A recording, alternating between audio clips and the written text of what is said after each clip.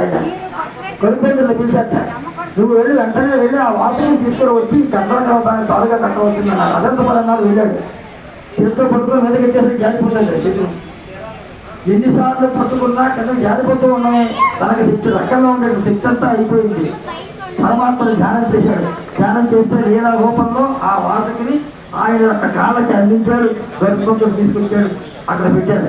దేవదానులు ఇద్దరు కూడా దెబ్బలు కూడా ప్రారంభించారు. మేము పాత్ర పట్టుకుంటాం, మేము శిరస్సులు పట్టుకుంటాం.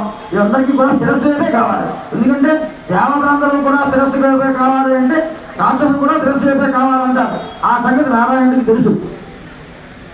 మీరు తెలుగు తక్కువగా మాత్రం ముందు మీరు మాత్రం శిరస్సు వైపు వెళ్ళకండి, ముందు పాదాల వైపు వెళ్ళకండి, మీరు శిరస్సు వైపు వెళ్ళండి అని చెప్పి ముందే ఆయన ఆయనకు అందించి, ఎందుకంటే మీరు ఏది చేద్దామంటే దానికి వాళ్ళు ఒడ్డుకు వస్తారు కనుక వాళ్ళు మీరు మరణించకుండా ఉండాలంటే నేను చెప్పిన మాట వింటే మీరు పదవి పట్టుకెళ్తారు అని చెప్పి